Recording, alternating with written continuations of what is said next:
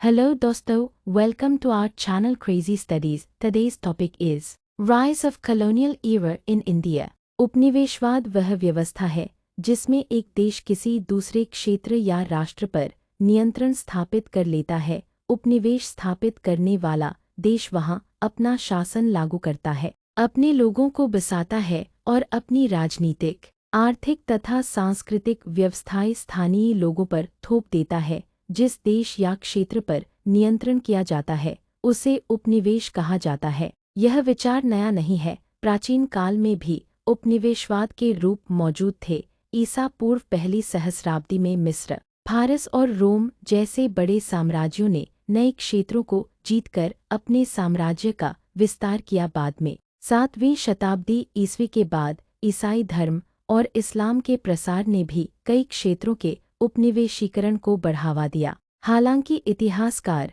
जब उपनिवेशवाद के युग की बात करते हैं तो वे सामान्यतः 15वीं शताब्दी से शुरू होने वाले उस काल को संदर्भित करते हैं जब यूरोपीय देशों ने विश्व के विभिन्न भागों की खोज और विस्तार शुरू किया। 15वीं शताब्दी के बाद स्पेन, पुर्तगाल, ब्रिटेन, फ्रांस और नीदरलैंड जैसे यूरोपीय देशों ने नए समुद्री मार्गों और दूरस्थ क्षेत्रों की खोज शुरू की। कुछ ही शताब्दियों में उन्होंने एशिया, अफ्रीका, अमेरिका, ऑस्ट्रेलिया और प्रशांत महासागर के अनेक द्वीपों में फैले विशाल साम्राज्य बना लिए। इनमें से कई क्षेत्रों पर सैन्य विजय के माध्यम से कब्जा किया गया, जिसके परिणामस्वरूप स्थानीय लोगों को गुलाम बनाया गया या उनका नरसंहार हुआ।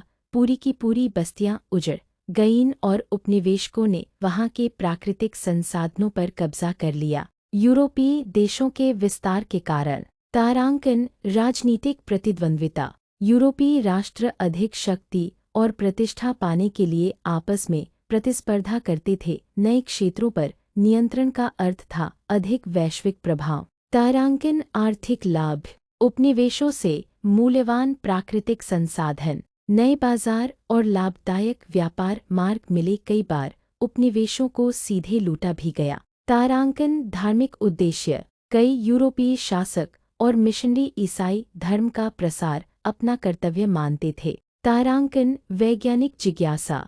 नई भूमि की खोज, नई प्रजातियों की पहचान और भूगोल व प्रकृति के अध्ययन की इच्छा ने भी लोगों को प्रेरित किया। सभ्य बनाने के मिशन का मिथक, the myth of the civilising mission. यूरोपीय उपनिवेशक अक्सर दावा करते थे कि उनका उद्देश्य लोगों को असभ्य बनाना है, यानी वे प्रकृति, शिक्षा और धर्म उन लोगों तक पहुंचा रहे हैं जिन्हें वे असभ्य या जंगली कहते थे। वास्तव में यह विचार शोषण और प्रभुत्व को चीनीक्षर ठहराने के लिए इस्तेमाल किया गया। औपनिवेशिक शासन के परिणामस्वरूप सामान्यतः हुआ। तारांकन, उपनिवेशित लोगों की राजनीतिक स्वतंत्रता का ह्रास। तारांकन, उपनिवेशकों के लाभ के लिए स्थानीय संसाधनों का शोषण। तारांकन, पारंपरिक जीवन शैली और स्थानीय उद्योगों का विनाश। तारांकन, विदेशी भाषाओं, रीति-रिवाजों और मूल्यों का थोपना। 4 भारत में